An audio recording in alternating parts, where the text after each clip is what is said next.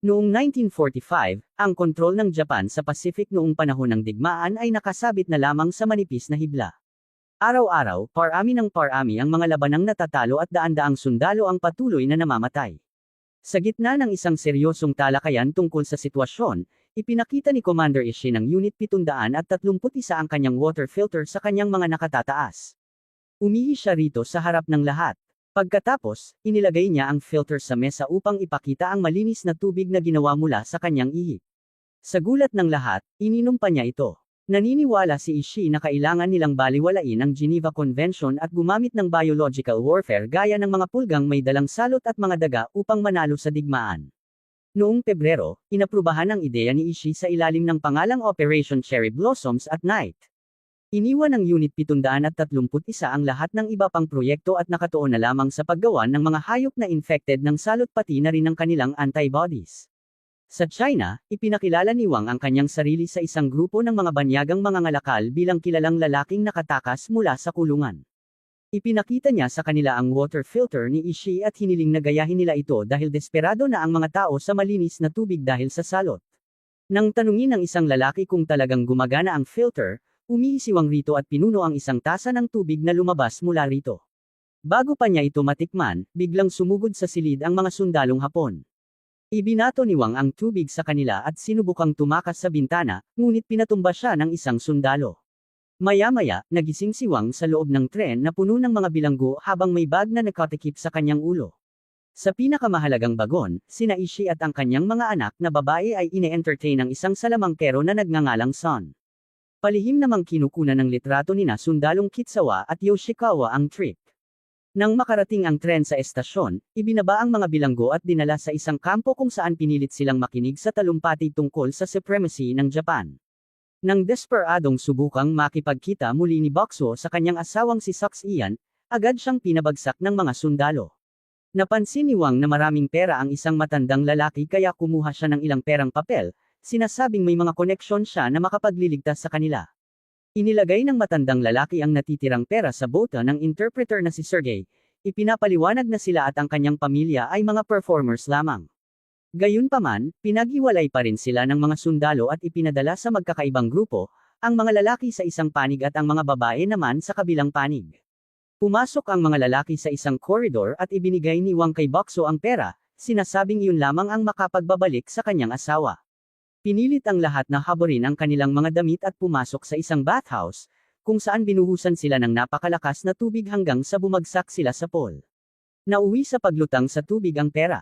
Sa sandaling iyon, nakarinig ang mga lalaki ng mga sigaw at putukan. Biglang sumugod papasok sa bathhouse ang grupo ng mga bilanggo mula Soviet at isinara ang pinto.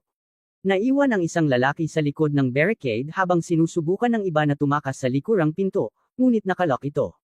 Pagkatapos, hinubad ng mga Soviet ang kanilang mga damit at pumasok sa pool. Ibinahagi rin nila ang kanilang mga pangalan, hinihiling sa mga Chinese na alalahanin ang kanilang huling kilos ng deficiency. Sa kasamaang palad, biglang sumugod papasok ang mga tropang Hapon at binaril ni Imamura ang lalaking nasa pinto. Pagkatapos, tinakot niya ang iba pang mga Soviet, ngunit iba ang isinali ni Sergey upang balaan ang kanyang mga kababayan. Napansin ni Imamura na binabago niya ang mga salita kaya sinipa niya ito pabagsak. Inistorbo siya ni Wang upang isalin ang sinabi ni Sergey, ibinubunyag na marunong siyang magsalita ng maraming wika, napaatras si Imamura nang may isang taong tumayo mula sa pool. Matagal na pala itong naroon at ngayon ay ibinigay niya kay Imamura ang susunod nitong misyon bago umalis sa silid. Pagkatapos noon, dinala ang mga bilanggo sa kanilang mga selda. Sina Boxuan, Wang, at Son ay napunta sa isang selda kasama si Kanshan, na gumuhit ng mga krus sa dingding at may alagang daga. Sinubukan ni Wang na kaibiganin siya, ngunit hindi siya pinansin ni Kanshan. Pagkatapos, inilipat nito ang kanyang unan upang ipakita ang isang butas, kung saan dumaan ang daga papunta sa selda ng mga babae. Doon, kinuha ng isang batang babae ang bao ng daga at idinagdag ito sa kanyang koleksyon sa dingding. Kinabukasan ng umaga, binigyan ng pagkain ang mga bilanggo sa pamamagitan ng maliit na bintana at sinabihan na maaari silang makaalis kapag gumaling na sila. Naalala ni Wang ang ginawa ng mga Soviet at ibinahagi niya ang kanyang pangalan, nais mapanatili ang kanyang pagkakakilanlan. Ganoon din ang ginawa ni Boxuan at ibinahaging doktor si Sox Ian at buntis ito. Nagpakilala rin si Son at itinuro na kung gusto silang patayin ng mga Hapon, matagal na sana nila iyong ginawa sa halip na pakainin pa sila. Sa sandaling iyon, dumating ang dalawang gwardya upang kunin si Wang. Bigla niyang sinunggaban ang isa sa kanila at sinakaw ito, dahilan upang mapaihi sa takot si Boksuan.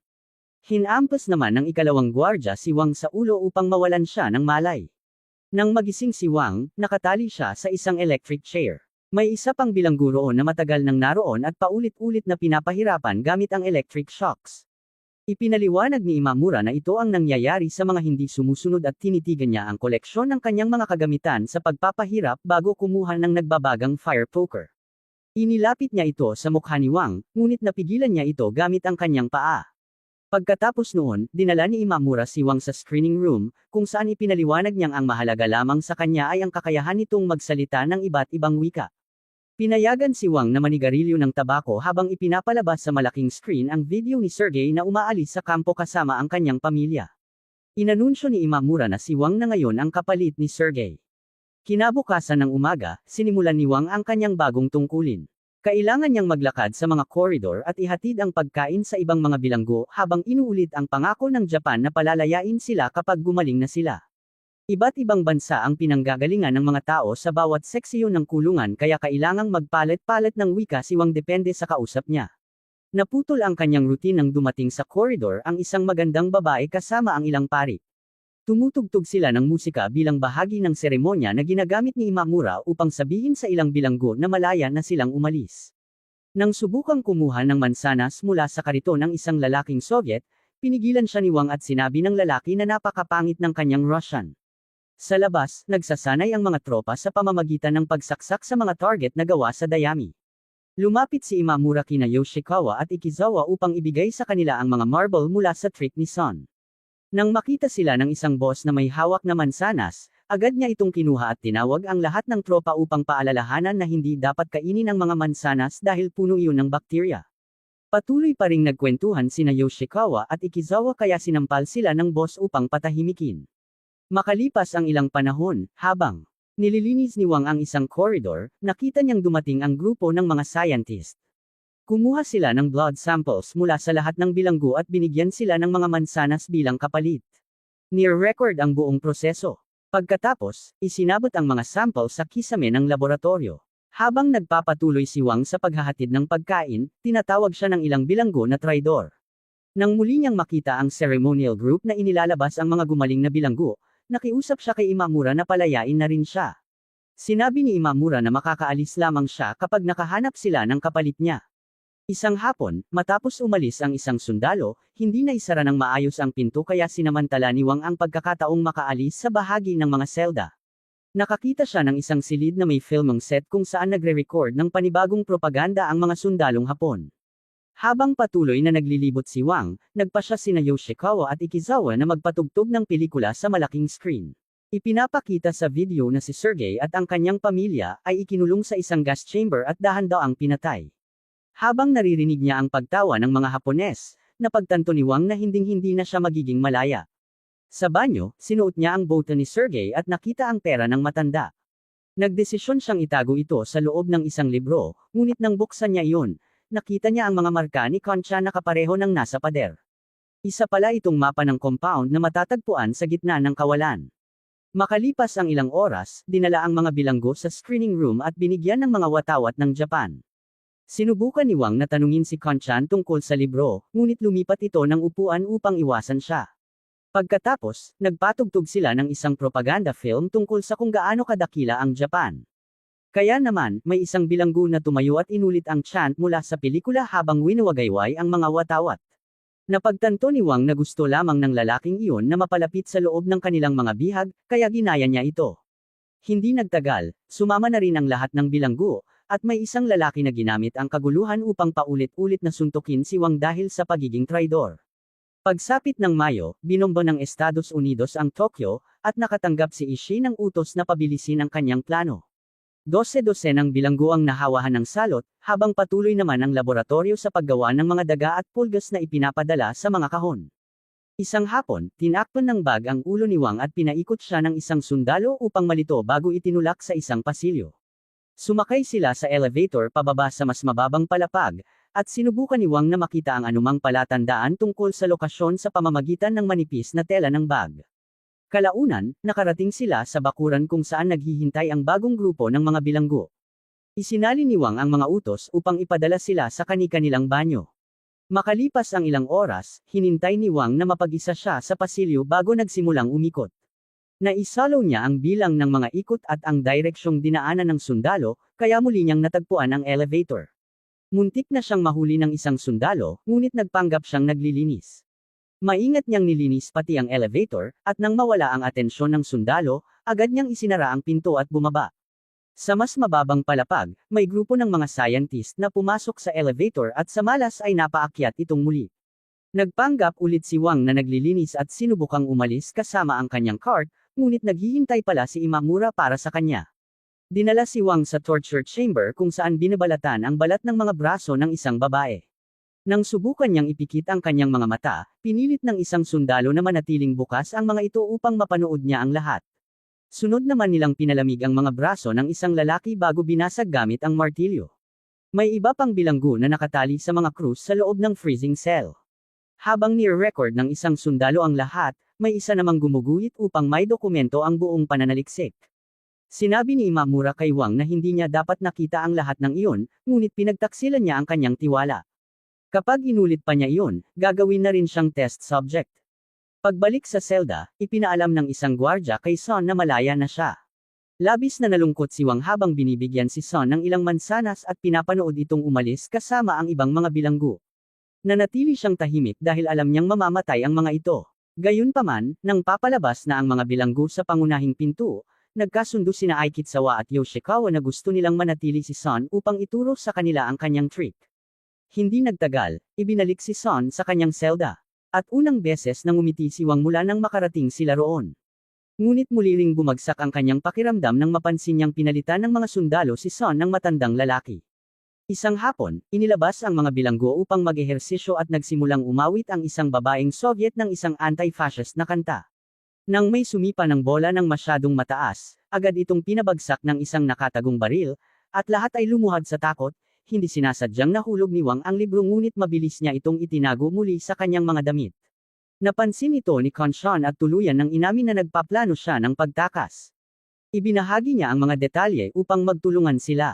Nang gabing iyon, nagpanggap si Wang na nagbabasa ng libro at malakas na tumatawa sa bawat pahina. Hindi nagtagal, dumating si Aikitsawa upang kumpiskahin ang libro, ngunit nang buksan niya ang mga pahina, natuklasan niya ang nakatagong mapa ni Konshan. Biglang hinampot siya ni Wang gamit ang water filter at sinakal hanggang sa mamatay. Pagkatapos, kinuha ni Wang ang hazmat suit ni Aikitsawa at itinago ang bangkay sa isang stretcher na dinala niya papunta sa elevator. Nandoon si Yoshikawa na naghihintay, ngunit wala itong pinaghinalaan at pinadala siya sa crematorium. Habang inaalala ang mapa ni Konshan, sinundan ni Wang ang ibang mga sundalo na may dalang stretcher hanggang makarating siya sa isang silid na puno ng daan-daang bangkay na nakasalansan. May isang lalaking inatas ang tadteren ng mga bangkay habang itinatapon naman ng iba ang mga ito sa apoy. Nang ihulog ni Wang si Aikitsawa sa tumpok, nagulat siya nang may isang survivor na humawak sa kanyang binti. Binalaan siya ng lalaki na mapanganib lumabas sa pintuang iyon dahil puno ng mga baril sa labas, kaya nagdesisyon si Wang na bumalik na lamang sa kanyang selda at sirain ang hazmat suit bago ito itapon sa inidoro. Samantala, ipinadala ni Konshan ang daga sa selda ng mga babae. Sa mismong sandaling iyon, nagising si Sox-ian at nagulat nang makita si Imamura na natutulog sa tabi niya. Pagkaalis ni Imamura, sinabi ni Sox-ian sa daga na huwag nang hanapin ang batang babae dahil dinala na ito. Bumalik ang daga kay Konshan, na napansin na nakasuot pa rin ang ribbon at agad na naunawaan ang ibig nitong sabihin. Sa sandaling iyon, napansin na rin sa wakas ang pagkawala ni Aikitsawa at nagsimulang umalangaw-ngaw ang alarma. Ayaw ni Konshan na pahirapan si Son, kaya tinakpan niya ng una ng mukha ng bata at sinubukang suffocate ito para mas mabilis na mamatay. Ngunit pinigilan siya ni Boxen nang magsimulang magmakaawa si Son para sa kanyang buhay. Hindi nagtagal, pinahanay ang lahat ng bilanggo sa tabi ng mga dingding ng pasilyo habang hinahalughog ng mga sundalo ang mga silid. Tinatawag ang bawat bilanggo gamit ang kanilang numero, ngunit sumigaw si Konshan na gusto niyang tawagin siya sa kanyang pangalan. Agad siyang binugbog ni Imamura, ngunit patuloy pa rin siyang nagsalita tungkol sa kanyang pagkakakilanlan. Dahil sa matinding galit, nagpa siya si Imamura na patayin siya gamit ang kanyang espada. Nataranta ang mga bilanggo, ngunit pinigilan sila ng mga sundalo sa pagrerebelde. Kinaladkad palayo ang bangkay habang nag-iiwan ng bakas ng dugo sa sahig. Nagawa ni Wang na ipikit ang mga mata ni Kun Shan bilang huling pamamaalam. Kinabukasan, kailangang linisin ni Wang ang lahat ng dugo habang pinapanood ang ceremonial group na umaalis kasama ang iba pang mga bilanggo. Nakiusap si Sun kay Wang na ipagpatuloy ang plano, kaya pinag-isipan ni Wang ang lahat ng kanyang natutunan. Narinig niyang pinag-uusapan ng mga sundalo ang isang Japanese holiday sa 2 ng Hulyo, at napagtanto niyang iyon ang perpektong araw para tumakas. Habang lumilipas ang mga araw, parami ng parami ang mga bilanggong nagkakasakit ng salot. Sa laboratorio, may isang desperadong lalaki na gustong iligtas ang kanyang asawa ngunit pinigilan siya ng isang sundalo.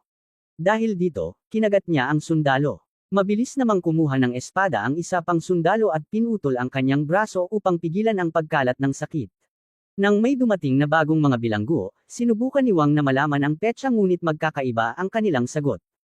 Pagkatapos, ginulat siya ni Imamura sa pamamagitan ng pag-uutos na linisin niya ang classroom kung saan araw-araw bina-brainwash ang mga anak na babae ni Asahi. Sa gabi naman, gumagamit sina Sun at Boxen ng toilet paper upang magsulat ng mga mensahe na ipinapadala nila sa ibang mga bilanggo gamit ang daga ni Kun Shan, upang ipaalam ang plano ng pagtakas.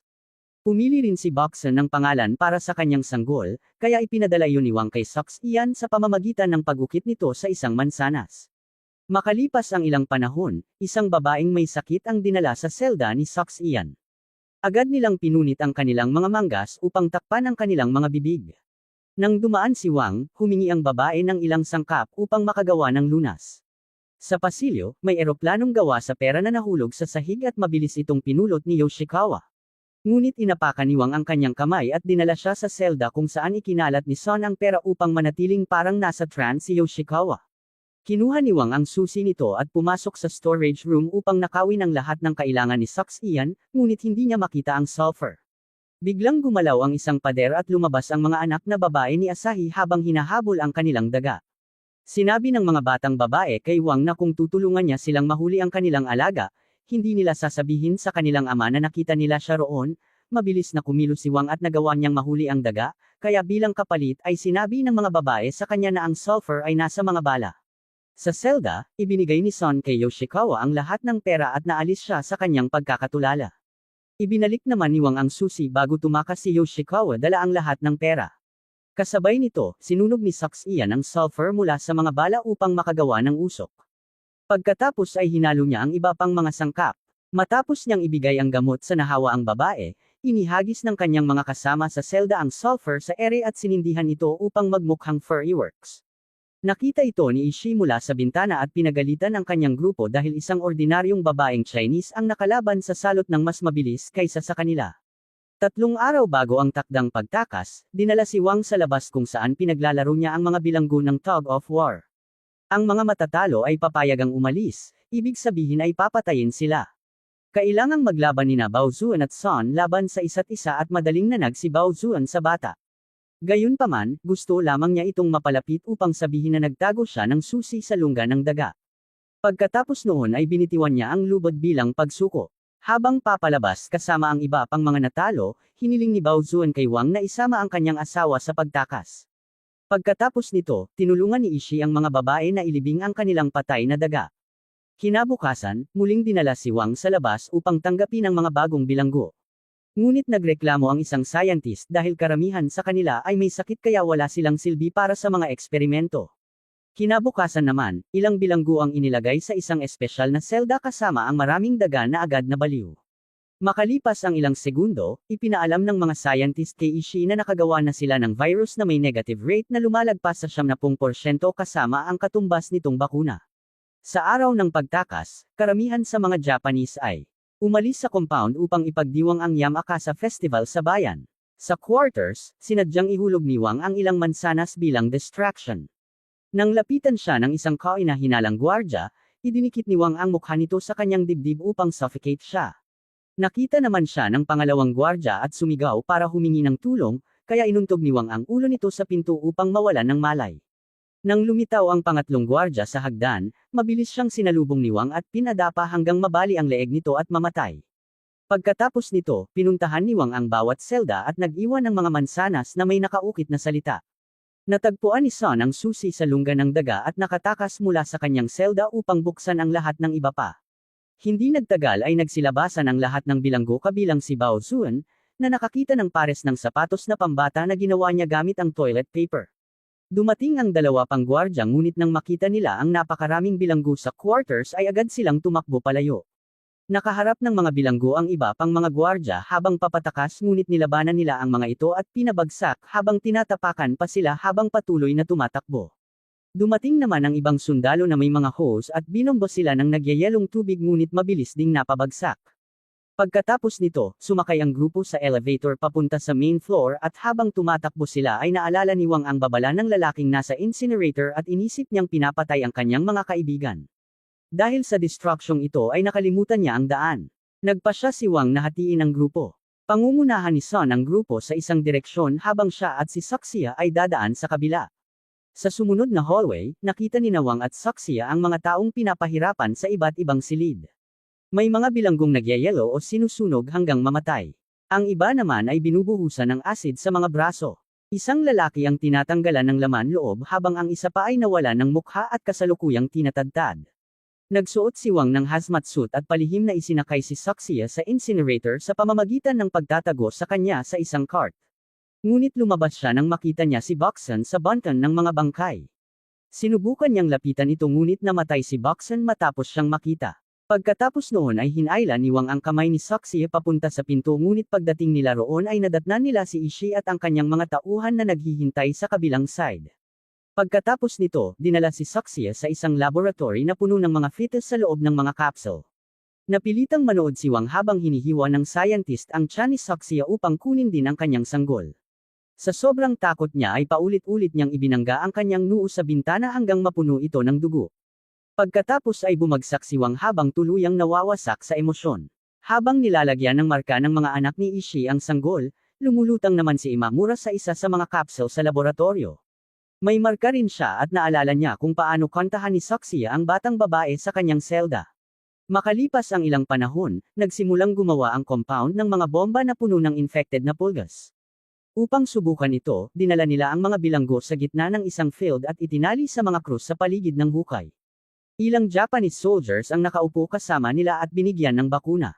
Pagkatapos ay lumitaw ang isang lobo sa itaas nila at nagsimulang magpaputok.